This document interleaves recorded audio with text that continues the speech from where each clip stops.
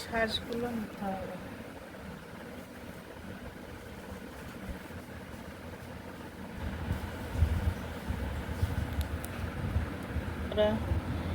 এক বাটি পাকা পটল, এবারে এইগুলো প্রথমে ধুয়ে নিয়েছি, এবারে কাটছি।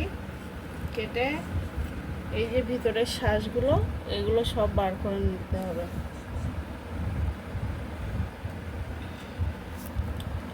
সব আগে কেটে নেব, নিয়ে তারপরে শ্বাস বের করব, তারপরে হবে রেসিপি।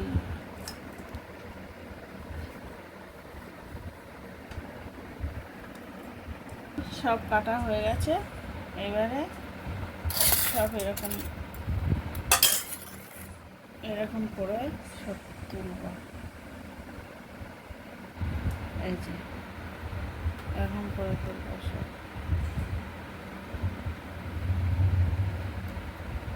যতটা নেওয়া যায় এরকম করে কেটে কেটে নিয়ে নিতে হবে।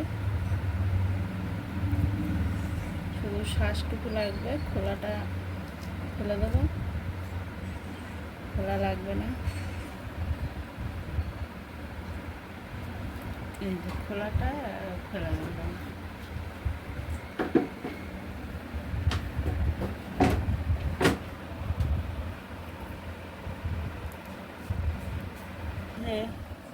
বন্ধুরা দেখো, সবে এইটুকু হলো।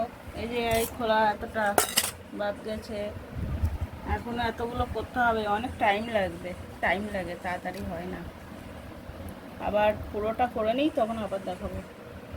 আর কিছুটা বাকি আছে, এতটা হয়ে গেছে, আর এইগুলো বাকি আছে, আর একটু টাইম লাগবে, তারপরে হয়ে যাবে।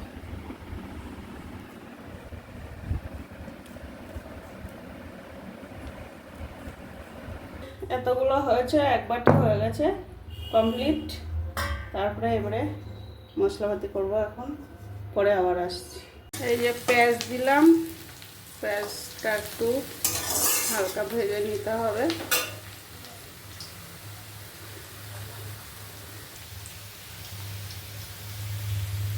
আর যে আদা আর রসুন বাটা,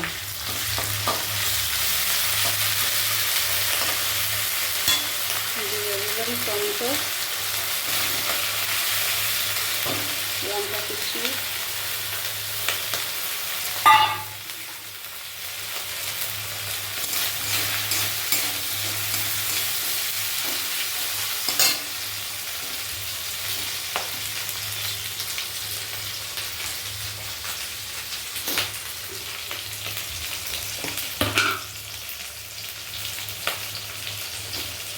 লবণ,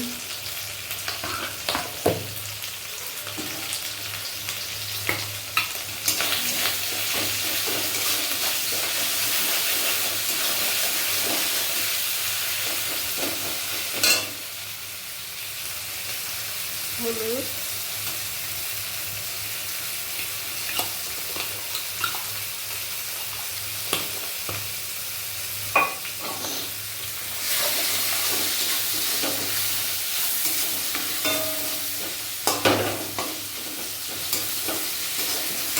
দিয়ে দেবো পটলের শাকটা।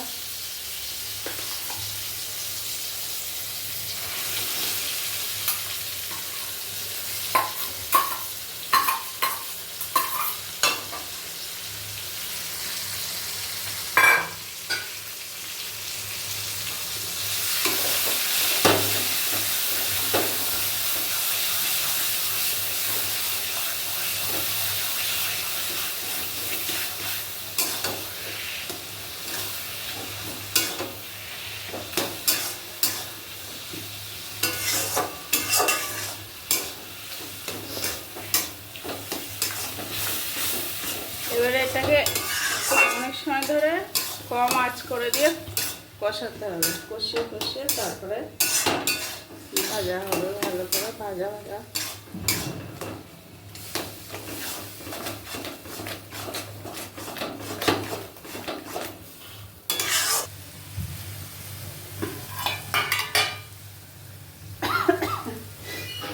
এবারে শেষের দিকে একটু জিরে বাটা দিয়ে দেবো।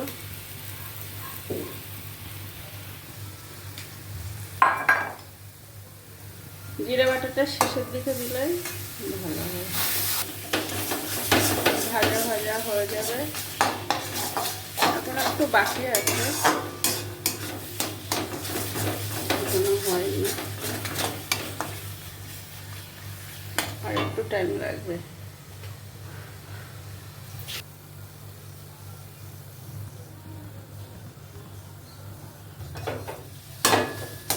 এই যে এবার হয়ে গেছে, এই যে তেল ছেড়েছে, তেলটা চকচক করছে। এরকম ভাজতে ভাজতে যখন তেল ছেড়ে যাবে সেই সময় হয়ে যাবে।